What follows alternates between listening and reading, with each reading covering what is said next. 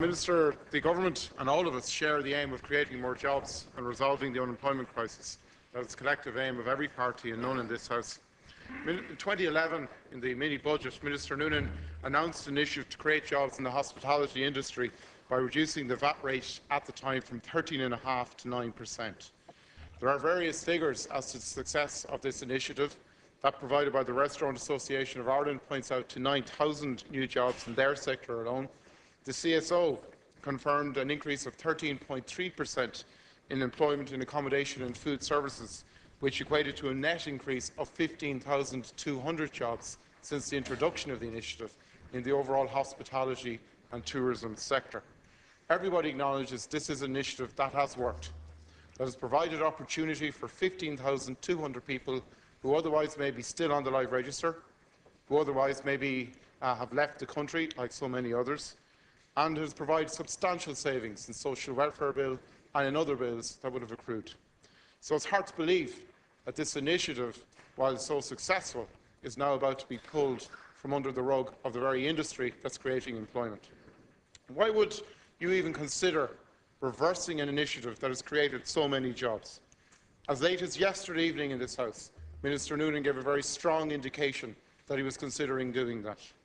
Somewhat bizarrely, he said when he reduced the VAT rate, he hadn't received one representation to do so, that it was all his own idea.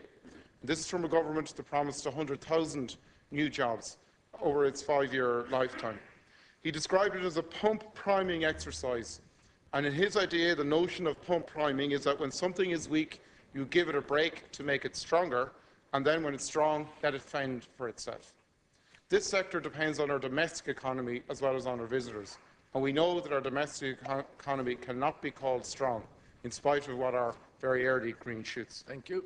So, Minister, I'm asking you why the Government is even considering reducing an initiative that has created 15,000 extra jobs, an initiative that was, if you increase the VAT rate, will seriously damage the value perception of our tourism industry, the one area where we can get further job creation. Thank you, Deputy. Can I thank Deputy Calleary for the acknowledgement of the success of the initiative taken by Government. This was a decision the Government made within 100 days of coming to office. Faced with an extraordinary financial situation, with no flexibilities at all, we determined we would put together a €500 million stimulus package. And because we didn't want to dissipate that, the decision of Government at the time was to focus that money on the hospitality sector as one that could be impactful immediately in terms of job creation.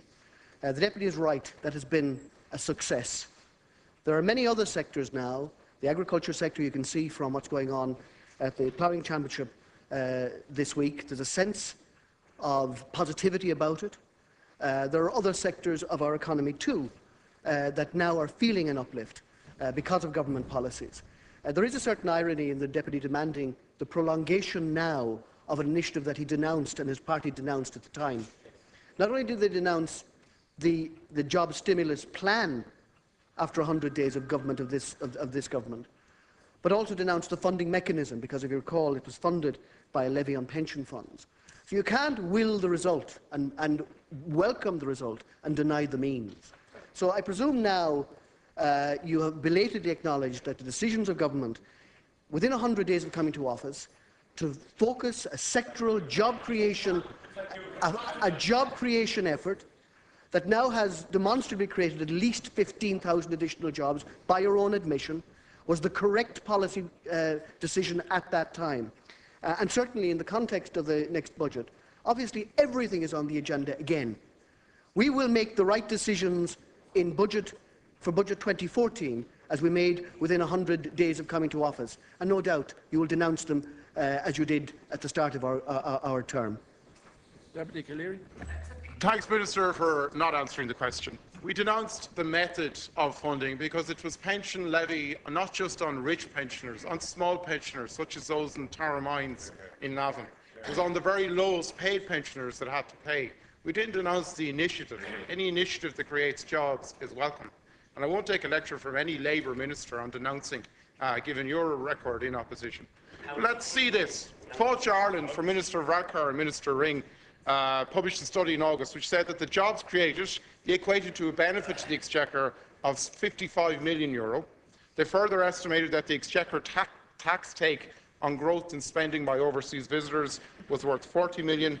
They said the tax foregone through the implementation of the initiative was far beneath what the Minister for Finance is saying. So the Minister for Finance is saying it costs more than he said it would. The Minister for Tourism is saying it costs less than he said it would. What is the Minister for Public Expenditure saying, as the Minister who will introduce the budget side of things? And secondly, Minister, it has created jobs, and I acknowledge that. We want to keep those jobs in local communities, in home-owned, domestic-owned businesses around the country. And if the Labour Party, I'll give you, Deputies Phelan, Deputies Nolan and Deputy Griffin brought it to the floor of the House here last night to maintain the 15,000 jobs, and you now have the opportunity to commit your party to that in the way your backbenchers did last night. I'd ask the chorus to remain quiet while people are speaking. Thanks very much. I'd again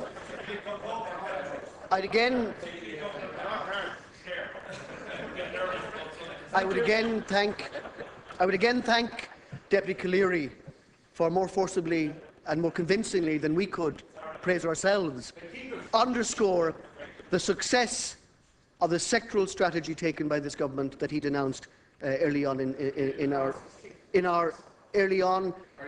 our term of office. We are pursuing as the first priority of government. It will be the first priority of the next budget and of all our decisions for the remaining 2.5 years of this government, the creation and maintenance of jobs. And we will focus on that as we have done. And the success that you've outlined in relation to the tourism sector, we will continue.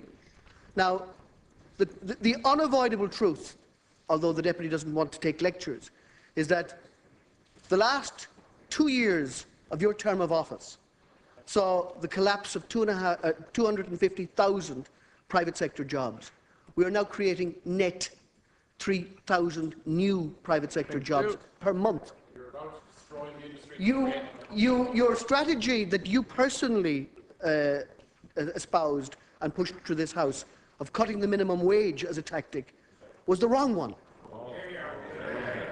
Our tactic is not to have a low-wage economy, to rush to the bottom, to think you can create jobs, that you can create jobs, Minister, over time, please. Thank you. By pushing down the basic wage of people is not a strategy that this government subscribed to. And in the most difficult of economic times, we undid that damaging economic decision that you made. So, in conclusion, Ceann Comhairle, I can assure the Deputy, in thanking him for his belated acknowledgement of the successful strategies being pursued by this government, that we will continue in the next budget to ensure that jobs continue to be created.